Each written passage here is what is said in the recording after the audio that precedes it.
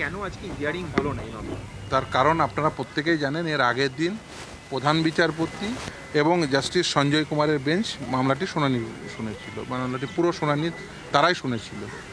এই শুনানি পর্বে যেহেতু দুজন বিচারপতি ছিলেন, আজকে দেখবেন তিনজন বিচারপতির বেঞ্চ, ফলে খুব স্বাভাবিকভাবে নতুন আর একজন বিচারপতি আসার জন্য তাহলে তাকে আবার প্রথম থেকে শোনাতে হতো। ফলে এটা একটা একেবারে প্রসিডিওরাল বিষয় যে যেহেতু এর আগের দিন দুজন বিচারপতির বেঞ্চ তারা পুরো শুনানি পর্বে ছিলেন, পুরো শুনানি পর্বে সম্পূর্ণ করেন। আজকে যদি আবার শুনানি করতে হতো তাহলে আবার এই তিনজন বিচারপতির সামনে আবার প্রথম থেকে শুরু করতে হতো। সেটা এই মহামান্য সুপ্রিম কোর্টের জন্য সেটা সময় নষ্ট ছাড়া আর কিছুই নয়। ফলে আগামী 15ই জানুয়ারি সেই দুজন বিচারপতি, যে দুজন বিচারপতি শুনেছিলেন এর আগের দিন, সেই দুজন বিচারপতি আবার শুনবেন আগামী 15ই জানুয়ারি বেলা 2টোর সময়।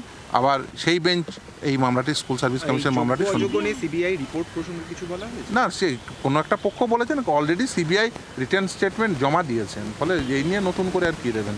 যাই হোক, 15 তারিখ সেই রিপোর্টটা সামনে আসবে না, সেটা সিবিআই ঠিক করবে। সেটা সিবিআই এর return submission CBI, board, SSC সকলের পক্ষ থেকে দেওয়া আছে। আপনারা যদি এই যে ভলিউমগুলো দেখেন, যে ভলিউমগুলো এই বিভিন্ন মামলার রিটেন সাবমিশন, অ্যাক্ট, রুল কি, জাজমেন্ট কি, অর্ডার কি, সমস্ত কিছু নিয়ে ভলিউম তৈরি হয়েছে।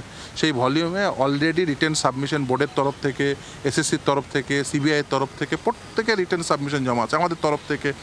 সেইখান থেকেই আমরা এই শুনানি একেবারে অন্তিম পর্যায়ে বলতে পারেন। এর আগের দিন সারা দিন শুনানি হয়েছে, পরের দিন আশা করব যে শুনানি পরের দিন বা আর দু একটা শুনানি হলেই হয়তো বা সম্পূর্ণ হয়ে যাবে।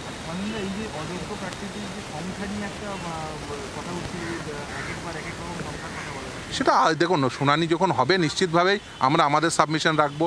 অলরেডি বোর্ড, এসএসসি এবং স্টেট তারা তাদের সাবমিশন রেখেছে, এরপরে সিবিআইও তাদের সাবমিশন রাখবে। আমরা যখন বলবো তখন নিশ্চিতভাবে একেবারে ডাটা দিয়ে দেখিয়ে দেবো কোন পর্বে কী হয়েছে না হয়েছে, সম্পূর্ণ তথ্য আমরা তখন তুলে ধরবো। তখনই, যেহেতু এখনও পর্যন্ত শুনানি চলছে, আমরা এখনও শুনানি শুরু করিনি, ফলে কী সাবমিশন রাখবো নিশ্চিতভাবে সেটা বলবো না। রিট পিটিশনার, মূল রিট পিটিশনার যারা ছিলেন, যারা কলকাতা হাইকোর্টে যারা মূল রিট পিটিশনার ছিলেন, যাদের মামলার দাখিল করার উপর ভিত্তি করে এই পুরো রায়টি হয়েছে। আপনারা শুনেই নিলেন যে ফেরদৌস শামীম যারা মামলাকারী তাদের আইনজীবী, এবং পরিষ্কার বলছেন যে আজকে শুনানিটা পিছিয়ে যাওয়ার কি কারণ সেটা পরিষ্কার করে দিলেন। এবং প্রত্যেকের তরফ থেকেই সাবমিশন করা হয়েছে, যারা বিভিন্ন স্টেক হোল্ডার্স রয়েছেন, যেমন সিবিআইয়ের তরফ থেকে, রাজ্যে এসএসসির তরফ থেকে, সকলের তরফ থেকেই সাবমিশন করা হয়ে আছে। কিন্তু এই শুনানি যখন পরবর্তীতে হবে, সেই শুনানির সময় পুরো বিষয়টি সামনে উঠে আসবে এবং উল্লেখযোগ্য হতে পারে সেক্ষেত্রে ঠিক কী কী পয়েন্ট অবশ্যই পরবর্তী শুনানিতে নজর থাকবে। বাংলার আওয়াজ, বাঙালির আবেগ, জি 24 ঘন্টা।